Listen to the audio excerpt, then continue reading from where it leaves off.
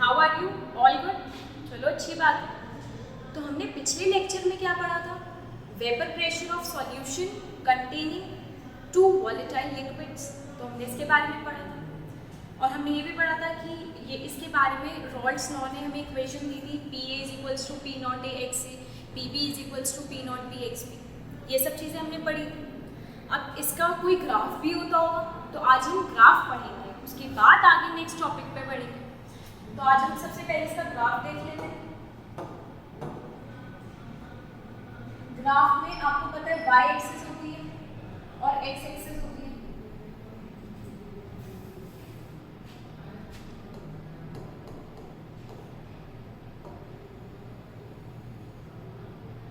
ठीक है, अब इस ग्राफ में y एक्सिस किस चीज को रिप्रेजेंट करती है? y एक्सिस रिप्रेजेंट करती है पार्शियल प्रेशर को।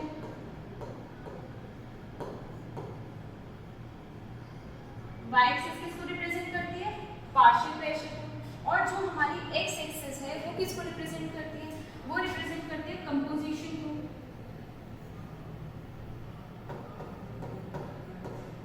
और मैंने पिछले ही लेक्चर में बताया था कंपोजिशन का मतलब क्या होता है? Mole fraction. ठीक है, उसके बाद अब हम रॉल्स लॉ का जब ग्राफ बना रहे हैं, ग्राफ ड्रॉ कर रहे हैं, तो आपको इक्वेशंस भी पहले लिखनी होगी। क्या होती है? P A partial pressure of A is equals to P not A X A और partial pressure of B is equals to P not B X B. ये आपको पता ही होगा, ये हमने पिछले लेक्चर में पढ़ी थी। अब जो y एक्सिस है वो कंपोजिशन को रिप्रेजेंट कर रही है, तो क्या मैं यहाँ पर ये लिख सकती हूँ कि ये प्योर A को रिप्रेजेंट कर रहा है। जो आपकी ये वाली लाइन है ये A को रिप्रेजेंट, A लिक्विड को रिप्रेजेंट कर रही है, और ये जो दूसरी लाइन है ये प्योर B को रिप्रेजेंट कर रही है, लिक्विड B को रिप्रेजेंट कर रही है। अब प्योर A में, प्योर A का मतलब क्या है कि सिर्फ A लिक्विड प्रेजेंट है। A लिक्विड प्रेजेंट है तो सिर्फ मोल फ्रैक्शन भी A के ही प्रेजेंट होंगे। जब A के ही मोल फ्रैक्शन प्रेजेंट होंगे तो XA इज इक्वल्स टू 1 और XB इज इक्वल्स टू 0। ठीक, उसके बाद प्योर B, प्योर B मतलब कि सिर्फ लिक्विड B प्रेजेंट है, तो मोल फ्रैक्शन भी सिर्फ B के ही प्रेजेंट होंगे, तो XB इज इक्वल्स टू 1 और XA इज इक्वल्स टू 0। क्योंकि यहाँ पर प्योर लिक्विड की बात हो रही है, इसलिए मोल फ्रैक्शन XB के 1 होंगे और XA के क्या होंगे? 0 होंगे। ठीक है, इतनी बात समझ आई।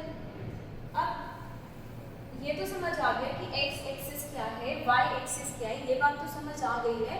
अब ग्राफ कैसे ड्रॉ करना है इस बारे में बात कर लेते हैं। तो ग्राफ कैसे ड्रॉ करना है? अब आपकी ये इक्वेशन थी P is equals to P not A X A, तो यहाँ पर x a की वैल्यू 1 है। अगर मैं x a की वैल्यू 1 रखती हूँ तो क्या होगा? P a is equals to P not A. इतने में कोई दिक्कत किसी को? क्या होगा? P a is equals to P not A और जो P b is equals to P not b X B है, तो इसका मतलब यहाँ पर एक्स बी की वैल्यू 1 है, एक्स बी की वैल्यू यहाँ पर आपकी 1। तो अगर मैं इक्वेशन में एक्स बी की वैल्यू पुट करती हूँ तो P b is equals to P not b आ जाएगा। इतने में कोई दिक्कत?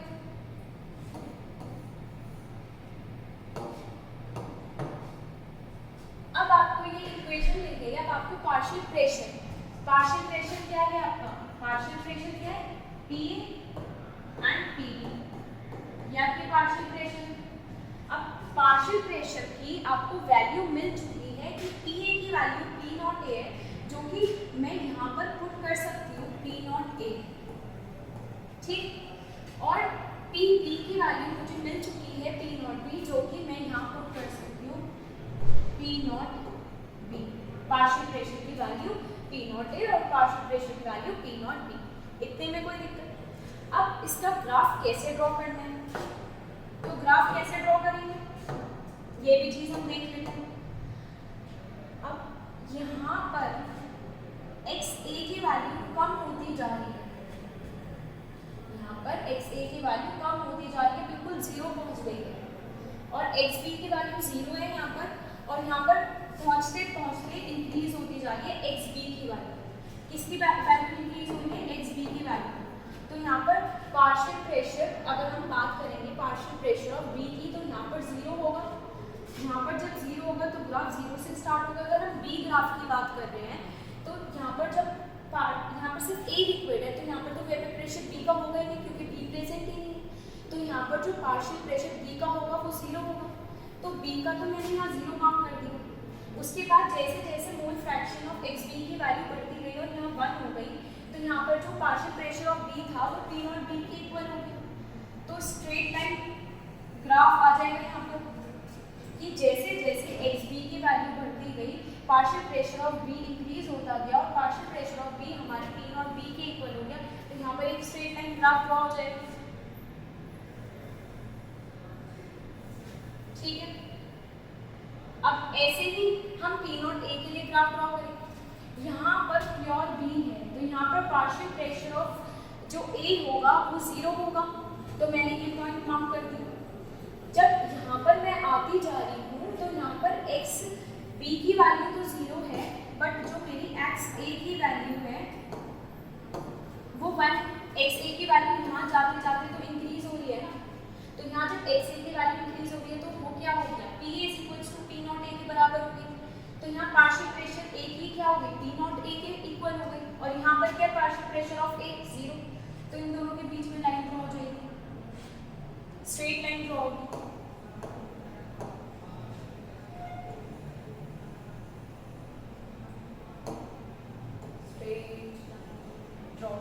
ठीक है, अब क्या मैं इसमें लिख सकती हूँ, जो ये वाली लाइन है हमारी, ये P A is equals to P not B, sorry P B is equals to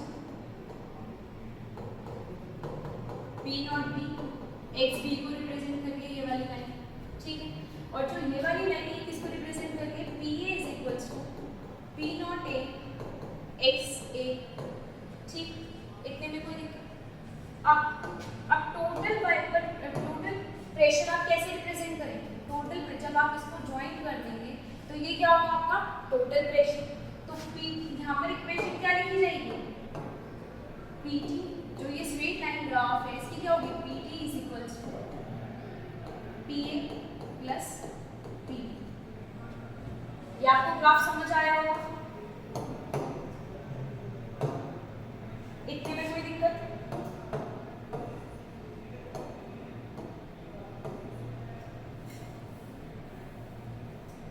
अब मैं एक बार और बता देती हूँ, जो y एक्सिस है वो पार्शियल प्रेशर को रिप्रेजेंट कर रही है, जो x एक्सिस है वो कॉम्पोजिशन को रिप्रेजेंट कर रही है।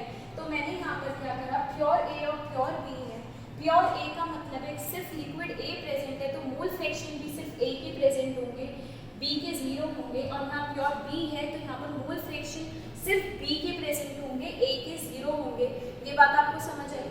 उसके बाद मैंने जब यहाँ पर वैल्यूज पुट करी तो पार्शियल प्रेशर की वैल्यू पी नॉट ए आ गई और यहाँ पर पी नॉट बी आ गई। उसके बाद मैंने ये स्ट्रेट लाइन ग्राफ ड्रॉ किया। कैसे किया कि यहाँ पर तो partial pressure of B zero है पर यहाँ पर पी नॉट बी के इक्वल है। तो एक स्ट्रेट लाइन ग्राफ यहाँ होगी, क्योंकि जैसे जैसे आप राइट साइड बढ़ते जा रहे हैं यहाँ पर एक्स बी की वैल्यू इंक्रीज हो रही है तो पार्शियल प्रेशर ऑफ बी भी इंक्रीज हो रहा है। ठीक बात है। और same with partial pressure of B, जैसे जैसे मैं लेफ्ट हैंड साइड आती जा रही हूँ वैसे ही partial pressure of B increase हो रहा है, ए इंक्रीज हो रहा है। क्यों इंक्रीज हो रहा है ए, क्योंकि मोल फ्रैक्शन ऑफ ए इंक्रीज हो रहा है। क्योंकि यहाँ पर जो ए तो लिक्विड प्रेजेंट ही नहीं था तो यहाँ पर मोल फ्रैक्शन ऑफ ए जीरो थे, यहाँ आते आते इंक्रीज हो रहा है। ये बात समझ आई। अब इस ग्राफ को सब अच्छे से देखेंगे और सब कॉपी करेंगे। उसके बाद नेक्स्ट टॉपिक की ओर बढ़ते हैं। अब हम कवर करेंगे अपना next topic, that is vapour pressure of solution containing non volatile solute. Right down the heading first, vapour pressure of solution containing non-volatile solute.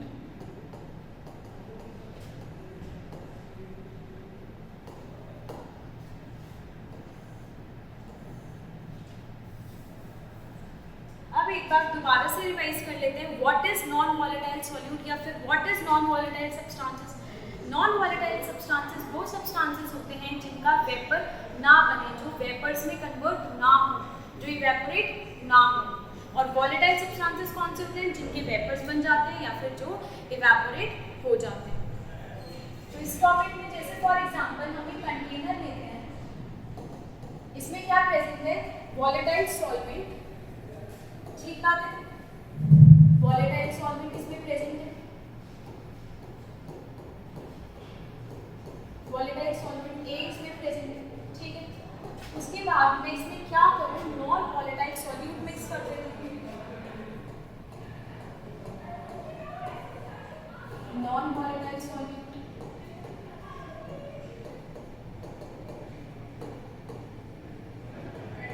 Non volatile solute को मैं बी मान लेती हूँ, ठीक है। उसके बाद इन दोनों को मिला के एक सॉल्यूशन बना,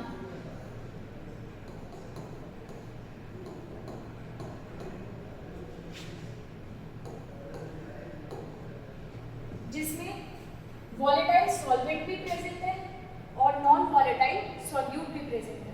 तो जो वॉलेटाइल सॉल्वेंट इसमें प्रेजेंट है, तो वॉलेटाइल सॉल्वेंट के जो सरफेस पे मॉलिक्यूल्स हैं, जो इसके सरफेस पे मॉलिक्यूल्स हैं, वो सारे ही सॉल्वेंट के मॉलिक्यूल्स प्रेजेंट हैं। तो मतलब कि वो इजीली इवेपोरेट हो सकते हैं वेपर्स। जब मैं इसको हीट करना स्टार्ट करूँगी तो ये वेपर्स में कन्वर्ट होने स्टार्ट हो जाएंगे और सरफेस मॉलिक्यूल्स ही इवेपोरेट होते हैं, वेपर्स में कन्वर्ट होते हैं। तो इस वाले सॉल्यूशन में, इस वाले वॉलेटाइल सॉल्वेंट में सिर्फ और सिर्फ जो सरफेस पे जो मॉलिक्यूल्स प्रेजेंट है वो सिर्फ और सिर्फ सॉल्वेंट के मॉलिक्यूल्स प्रेजेंट है जो इजीली इवेपोरेट हो जाएंगे। तो यहाँ पर वॉलेटाइल सॉल्वेंट सिर्फ ए प्रेजेंट है, तो यहाँ पर जो वेपर प्रेशर होगा मैं इसको लिख सकती हूँ P0, इतने में कोई दिक्कत नहीं। अब आते हैं सॉल्यूशन। अब हम पहले चलो सॉल्यूट की बात कर लेते हैं। सॉल्यूट का वेपर प्रेशर क्या होगा, जल्दी से मुझे बताइए। अब हमने इसमें नॉन वॉलेटाइल सॉल्यूट लिखा है, तो ऑफ कोर्स इसमें जो नॉन वॉलेटाइल सॉल्यूट का जो प्रेशर होगा वो 0 होगा, ठीक बात। उसके बाद अगर हम सॉल्यूशन की बात करें तो सॉल्यूशन में आपके नॉन वॉलेटाइल सॉल्वेंट भी सॉल्यूट भी प्रेजेंट है और वॉलेटाइल सॉल्वेंट भी प्रेजेंट है। दैट मीन्स जो आपके सरफेस पे मॉलिक्यूल्स प्रेजेंट हैं, आपके सरफेस में सॉल्यूट के भी मॉलिक्यूल्स प्रेजेंट है और सॉल्वेंट के भी मॉलिक्यूल्स प्रेजेंट हैं। अब ये जो इवेपोरेट होंगे, जो सरफेस के मॉलिक्यूल्स हैं उन्हीं का ही वेपर बनता है, वही इवेपोरेट होते हैं। तो वही जब इवेपोरेट होते हैं, अब सरफेस के मॉलिक्यूल्स पे सॉल्यूट के मॉलिक्यूल्स भी प्रेजेंट है जो नॉन वॉलेटाइल है और सॉल्वेंट के मॉलिक्यूल्स भी प्रेजेंट है। दैट मीन्स अब जब वो इवेपोरेट होना स्टार्ट होंगे तो उसका जो पहले के मुकाबले अब इस केस में रेशियो कम होगा।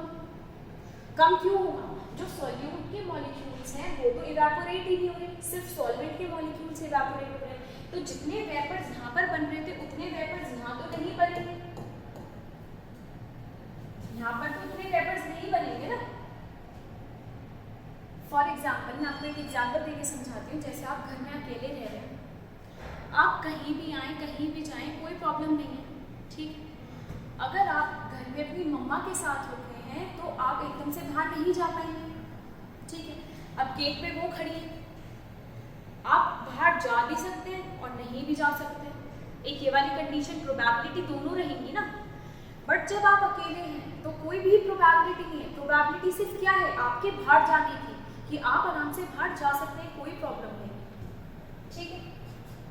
तो ऐसा ही इसमें होगा। और जो यहाँ पर वेपर प्रेशर होगा वो वेपर प्रेशर किसकी वजह से क्रिएट होगा? सिर्फ और सिर्फ सॉल्वेंट की वजह से क्रिएट होगा, क्योंकि सॉल्यूट तो नॉन वॉलेटाइल है। तो सिर्फ और सिर्फ सॉल्वेंट की वजह से हमारा वेपर प्रेशर यहाँ क्रिएट होगा, दैट इज PA, ठीक है। अब मैं क्या PA को ये बोल सकती हूँ? Vapour pressure of solution, vapour pressure of solution. अब मैं PA को वेपर प्रेशर ऑफ सॉल्यूशन क्यों बोल रही हूँ? क्योंकि जब हमने पीछे वॉलेटाइल लिक्विड्स लिए थे तो वॉलेटाइल लिक्विड्स में मैंने सॉल्यूशन में क्या बोला था? यहाँ A भी प्रेजेंट है और B लिक्विड भी प्रेजेंट है, दोनों प्रेजेंट है। तो यहाँ पर PA होगा और PB भी होगा, पार्शियल प्रेशर होगा।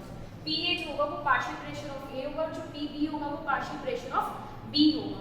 और ये चीज़ मैंने क्यों बोली थी, ये चीज़ मैंने इसलिए बोली थी क्योंकि जो दोनों ही सॉल्यूट और सॉल्वेंट थे वो दोनों ही वॉलेटाइल थे, वो दोनों ही वेपर्स में कन्वर्ट हो सकते थे। तो यहाँ पर जब हमने सॉल्यूशन में बात करी तो पार्शियल प्रेशर की बात करी, ठीक है।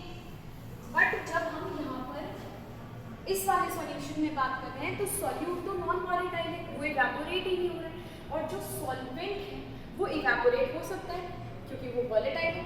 तो यहाँ पर जो वेपर प्रेशर क्रिएट होगा वो सिर्फ और सिर्फ सॉल्वेंट की वजह से होगा। तो इसलिए मैं इस पी ए को वेपर प्रेशर ऑफ सॉल्यूशन भी बोल सकती हूँ। इतनी बात समझ आई।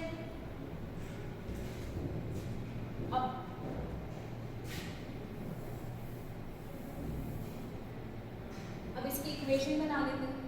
अब जो हमारा वेपर प्रेशर ऑफ सॉल्यूशन होगा डायरेक्टली प्रोपोर्शनल होगा मोल फ्रैक्शन ऑफ ए, क्योंकि जो वेपर्स बन रहे हैं वो ए की वजह से बन रहे हैं, और जो वेपर्स जिसकी वजह से बनते हैं, जिस मॉलिक्यूल्स की वजह से बनते हैं, वो उसी कंपोनेंट के मोल फ्रैक्शन के डायरेक्टली प्रोपोर्शनल होता है।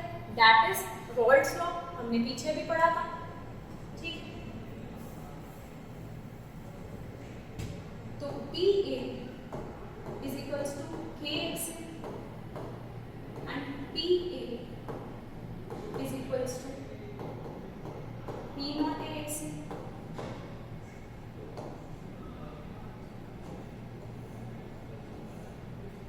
इस फॉर्मूले में किसी को कोई दिक्कत, PA is equals to P naught AX। और यहाँ पर जो PA है वो क्या है, जो आपका यहाँ पर PA है वो क्या है, वेपर प्रेशर ऑफ सॉल्यूशन। ये आपको बात याद रखनी है कि vapour pressure of solution containing non volatile solute की बात करते हैं तो यहाँ पर वेपर प्रेशर ऑफ सॉल्यूशन की बात होगी। और जो पी नॉट ए है वो क्या है, vapour pressure of solvent.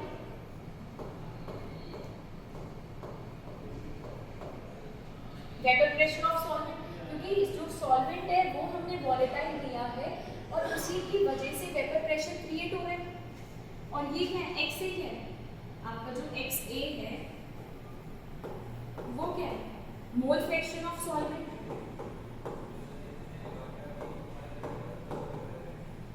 Mole fraction of solvent, ये बात आपको याद रखनी है। उसके बाद हमने मोल फ्रैक्शन जब पढ़ा था तो हमने ये पढ़ा था जो सम ऑफ मोल फ्रैक्शन होता है वो इज इक्वल्स टू 1 होता है। दैट मीन्स मैं ये लिख सकती हूँ X A plus X B is equals to 1। इस इक्वेशन में किसी को कोई दिक्कत। अब मैं यहाँ से अगर एक्स ए की वैल्यू निकालूँ, X A is equals to 1 minus X B, और इस वैल्यू को इस इक्वेशन में पुट कर दूँ, P A is equals to P not A X A, और इस एक्स ए की जगह मैं इस वैल्यू को पुट कर दूँ 1 माइनस एक्स बी, और जब आप पी ए को सॉल्व करेंगे तो क्या आएगा, P not A minus P not A X B. और अगर मैं इस इक्वेशन को यहाँ ले जाऊँ, पी नॉट एक्स बी को लेफ्ट हैंड साइड ले जाऊँ, P not A X B is equals to P not A minus P. इस इक्वेशन में किसी को कोई प्रॉब्लम? अब जो हमारी ओरिजिनल वैल्यू थी पी नॉट ए, उसमें से हम पी नॉट ए का जो वेपर प्रेशर था वो ऑब्वियसली ज़्यादा था पी ए से। तो जब हम ज़्यादा वाले प्रेशर में से कम वाले प्रेशर को माइनस कर रहे हैं तो क्या मैं इसको ये लिख सकती हूँ, lowering in vapour pressure. P not A minus P ए को क्या मैं बोल सकती हूँ, लोअरिंग इन वेपर प्रेशर।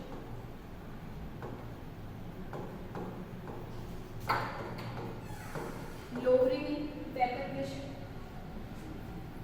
ठीक है। अब मैं इसको बोल सकती हूँ P not A minus P ए को लोअरिंग इन वेपर प्रेशर। इतने में किसी को कोई प्रॉब्लम? उसके बाद अगर मैं P not A minus P A upon P not A is equals to X B,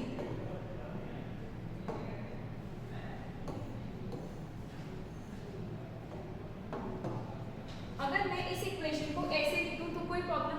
मैंने क्या करा, P not A minus P ए को एज इट इज लिखा। यहाँ पर जो पी नॉट ए था मैं उसको डिवाइड में ले गई, xb, mole fraction of b के इक्वल रख दिया, तो इसमें किसी को कोई प्रॉब्लम, मैंने सिर्फ इक्वेशन को ही चेंज किया है।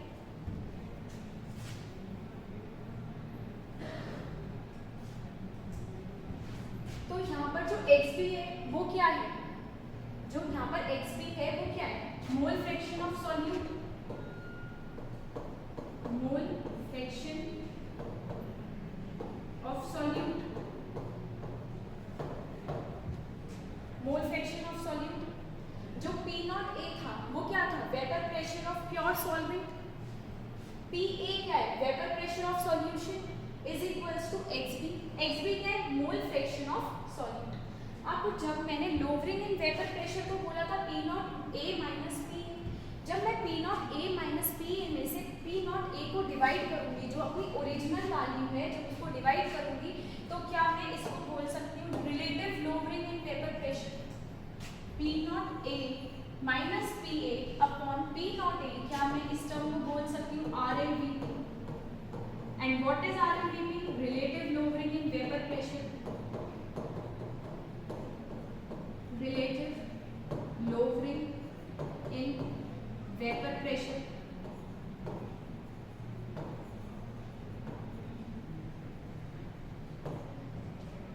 ठीक है, इतने में किसी को कोई प्रॉब्लम? तो आपको दो फॉर्मूले जो एज इट इज याद रखने हैं वो क्या है, PA is equals to P naught A x A, one of the most important formula जो आपकी इक्वेशंस में लगेगा और डायरेक्टली सॉल्व करेगा क्वेश्चन को। And second formula is P naught A minus P upon P naught A is equals to xb। This is your second formula जो आपको as it is याद रखना है। अब याद तो रखना है, बट इसमें ये भी आपको पता होना चाहिए, जो सेकंड फॉर्मूला इसमें मोल फ्रैक्शन ऑफ सॉल्यूट की बात की गई है, और जो फर्स्ट फॉर्मूला इसमें मोल फ्रैक्शन ऑफ सॉल्वेंट की बात की गई है। ठीक है, और जो PA है वो वेपर प्रेशर ऑफ सॉल्यूशन है, और जो P naught A है वो वेपर प्रेशर ऑफ सॉल्वेंट है, और जो PA है वो क्या है, वेपर प्रेशर ऑफ सॉल्यूशन। ठीक है, अब ये तो आपको पता ही होगा, जो मोल फ्रैक्शन ऑफ A है उसको हम क्या लिखते हैं, moles of A upon moles of A plus moles of B, और जो मोल फ्रैक्शन ऑफ B है उसको हम लिखते हैं moles of B upon moles of A plus moles of B। ये तो आपको पहले भी कंसंट्रेशन टर्म्स में फॉर्मूला कराया गया है। ठीक है, इतना सब कॉपी करेंगे, उसके बाद जो मैंने आपको थ्योरेटिकली समझाया है वो मैं आपको लिखवा देती हूँ। On mixing non volatile solute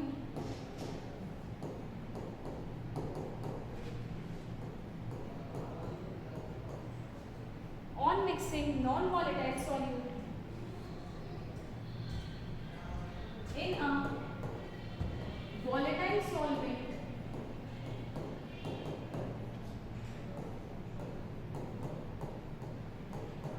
vapor pressure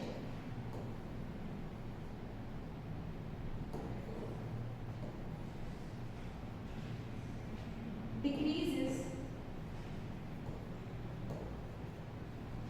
vapor pressure decreases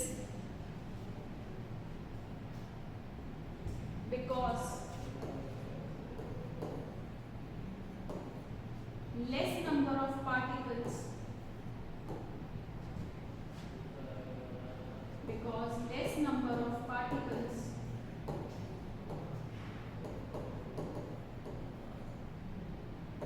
will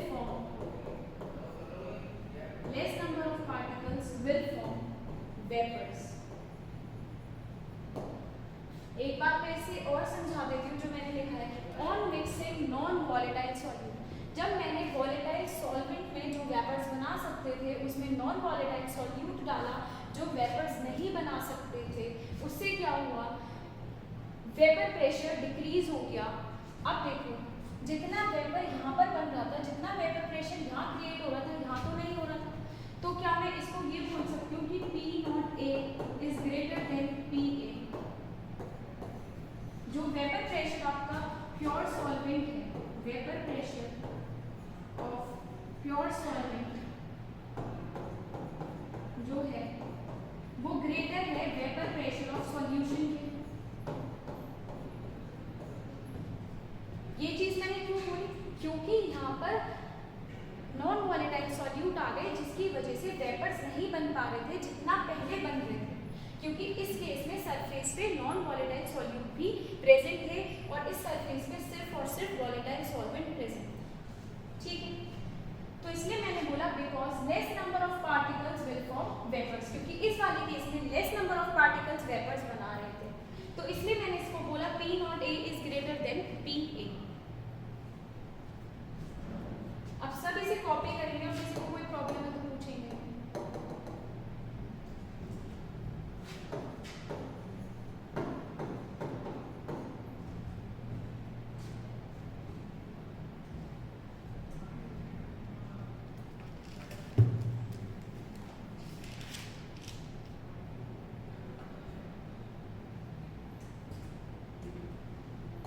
Now come to the question. अब क्वेश्चन प्रैक्टिस कर लेते हैं। Write on the first question. The vapor pressure of pure water is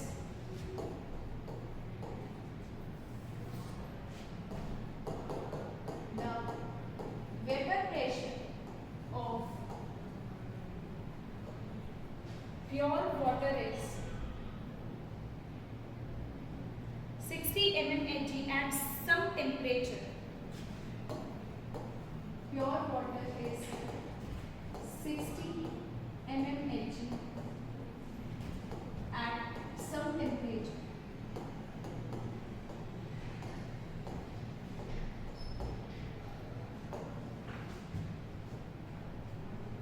At some temperature, find the vapor pressure of a solution containing. Find the vapor pressure of solution containing 30 gram urea dissolved in 30 gram urea dissolved in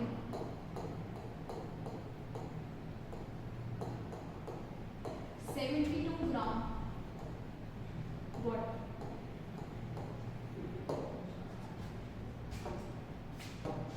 अब इस question को पढ़ेंगे और मुझे बताएंगे कि आपको क्या फाइंड करना है और क्या चीज गिवन।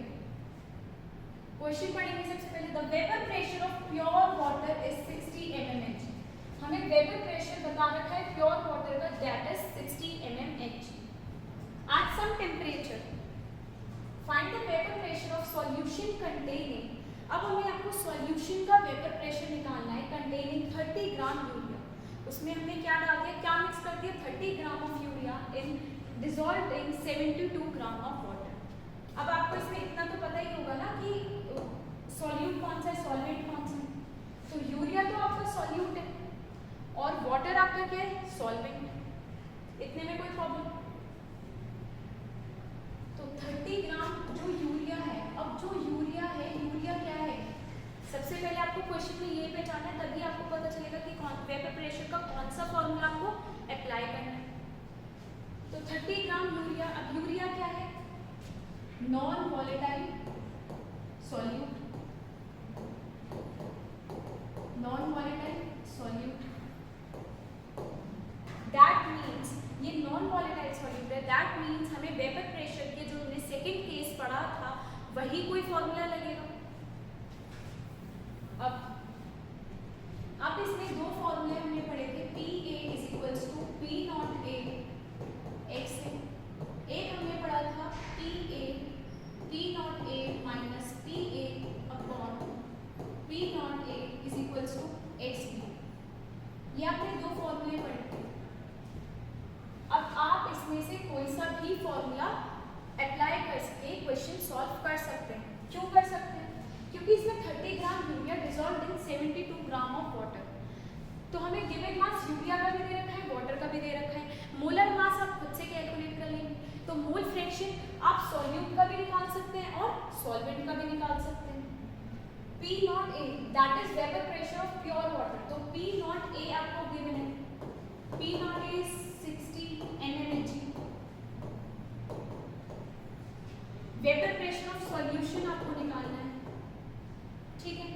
तो अगर मैं पहला वाला फॉर्मूला लगाती हूँ P A is equals to P not A X A, तो एक्स ए यहाँ पर मोल फ्रैक्शन हमें किसके निकालने हैं, मोल फ्रैक्शन हमें यहाँ पर सॉल्वेंट के निकालने हैं। तो पहले मोल्स ऑफ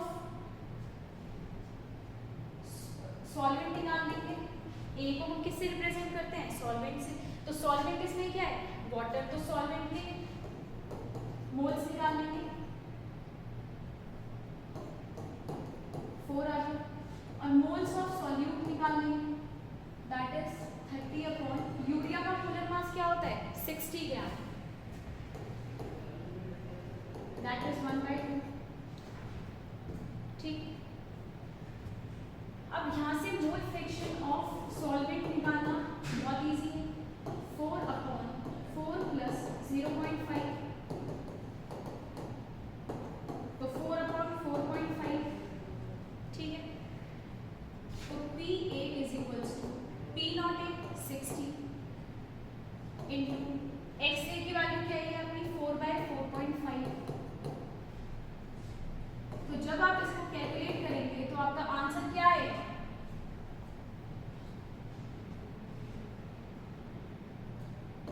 53.33 mmHg। इस क्वेश्चन में किसी को प्रॉब्लम, सब नोट डाउन करेंगे, उसके बाद करते हैं next question. Write down the next question. Calculate the mass of non-volatile solute.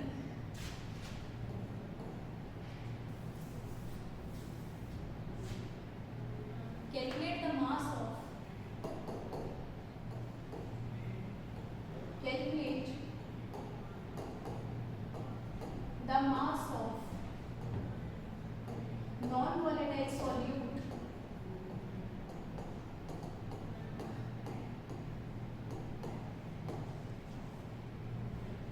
calculate the mass of non-volatile solute। इसका आपको मोलर मास दे रखा है, मोलर मास 40 ग्राम, मोलर मास आपको इसका गिवन है, मोलर मास इज 40 ग्राम पर मोल,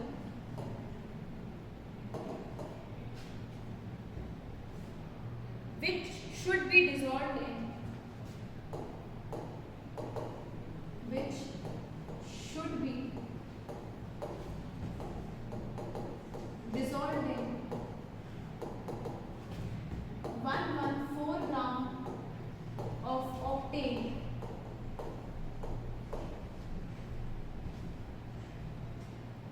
to reduce its vapor pressure to 80%, to reduce its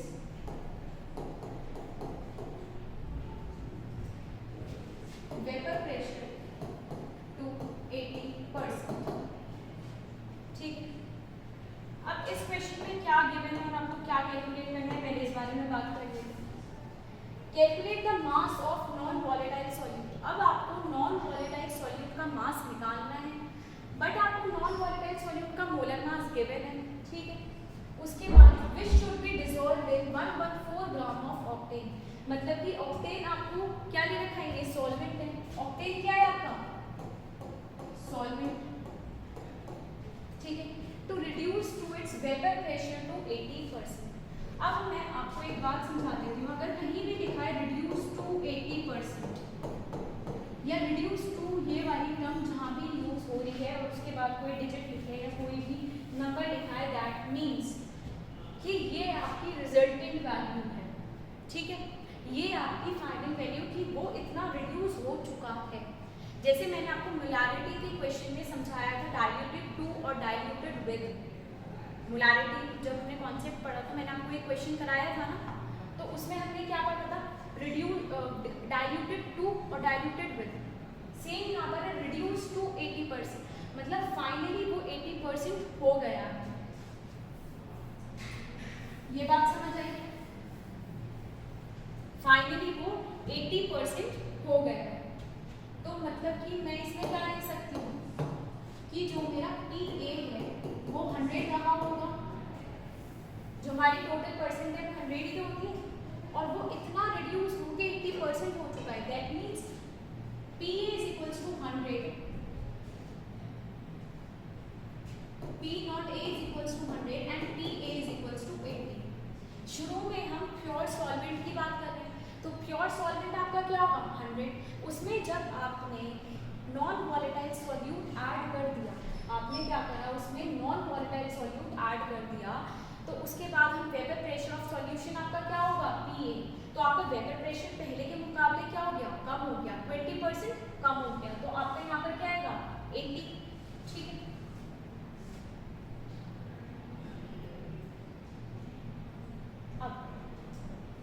अब आप इसमें which should be dissolved in 114 gram of octane.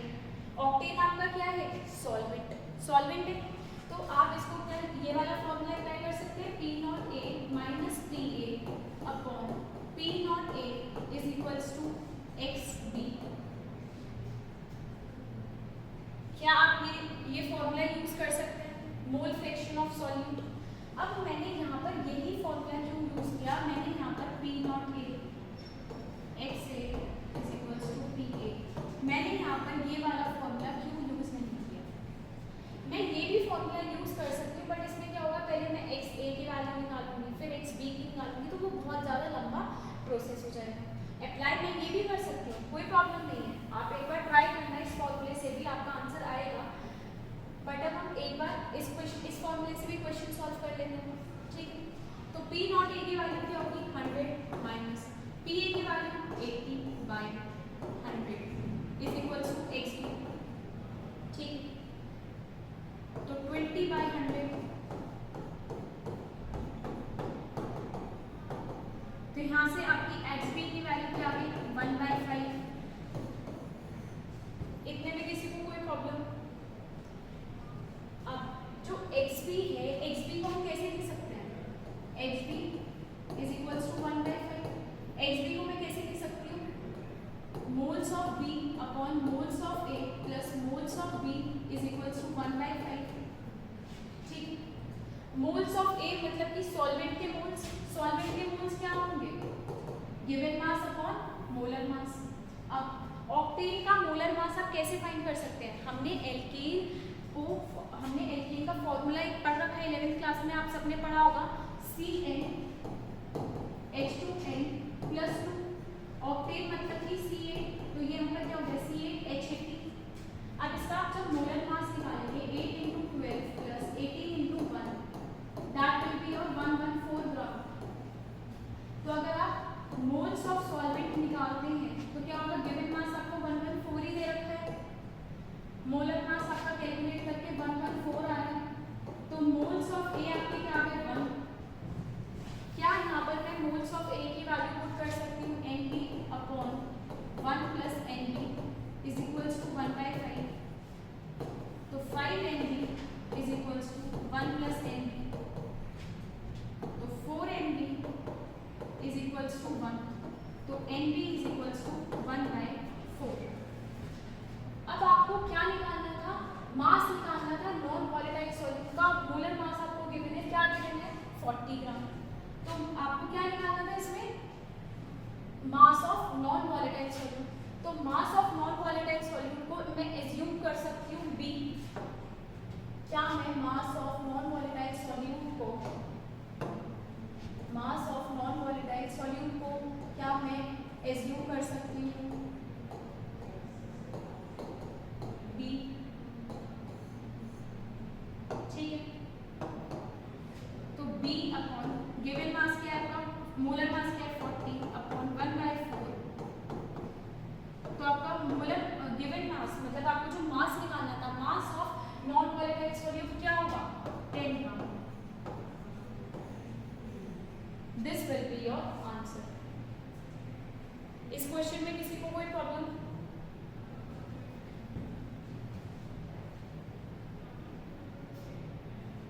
इस क्वेश्चन को देखेंगे, नोट डाउन करेंगे,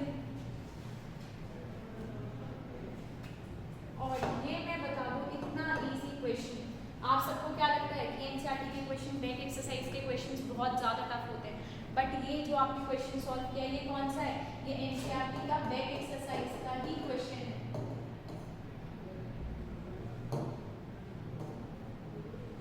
ठीक है,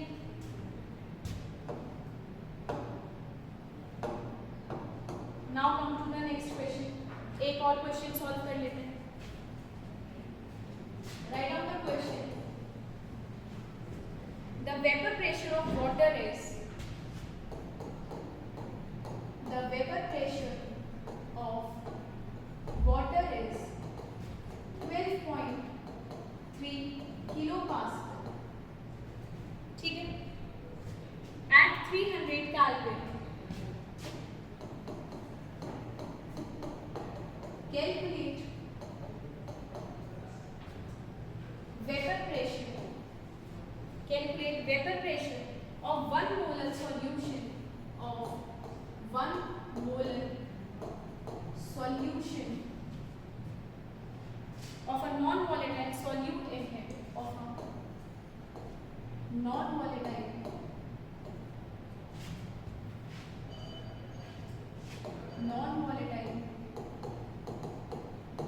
solute in it.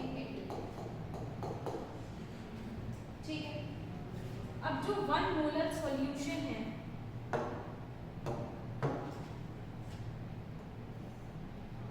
अब क्वेश्चन पहले एक बार रीड कर लेते हैं। The vapour pressure of water is 12.3 kilo pascal. तो आपको वेपर प्रेशर किसका दे रखा है, वाटर का दे रखा है, that is P not a 12.3 kilo pascal. ठीक है, at 300 Kelvin calculate vapor pressure of 1 molar solution of a non-volatile solute in it. आपका 1 molar solution में, आपका solution में 1 molar non-volatile solute present है। तो क्या मैं 1 molar solution को ऐसे लिख सकती हूँ, 1 molar solute, 1 molar non-volatile solute present है solution में। तो क्या मैं इसको ये लिख सकती हूँ, 1 mole of solute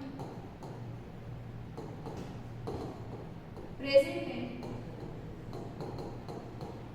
1 kg solvent,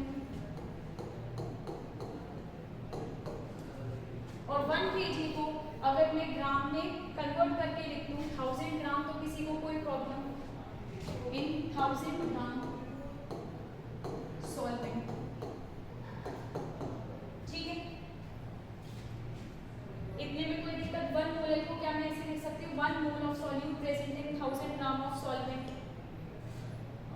अब आपको वेपर प्रेशर किसका निकालना है, सॉल्यूशन का आपको वेपर प्रेशर निकालना है। तो अब मुझे बताइए कौन सा फॉर्मूला इसमें लगेगा, PA is equals to P not A, x से लगा सकते हैं। P नॉट A आपका क्या है, 12.3 इनटू, अब आपको यहाँ पर मोल फ्रैक्शन लिखना है, मोल फ्रैक्शन ऑफ सॉल्वेंट। तो मोल फ्रैक्शन ऑफ सॉल्वेंट क्या होगा,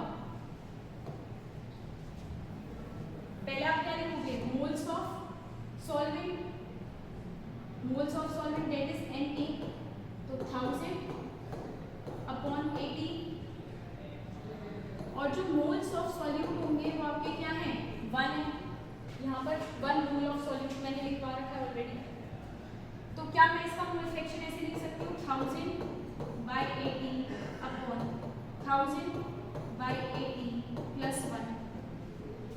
इतने में किसी को कोई प्रॉब्लम, वैल्यूज पुट करते हैं, और जब आप इसको कैलकुलेट करेंगे तो आपका क्या आंसर आएगा, your answer will be 12.08 kilo pascal. This will be your answer.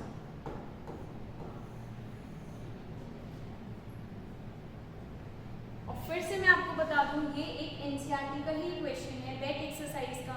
मतलब कि एनसीईआरटी के बैक एक्सरसाइज के क्वेश्चंस इजी होते हैं और सबको क्या लगता है ये बहुत टफ है, बहुत हार्ड है, हमें तो समझ ही नहीं आ रहे हैं। तो ये भी एनसीईआरटी का ही क्वेश्चन था, बैक एक्सरसाइज। ठीक है,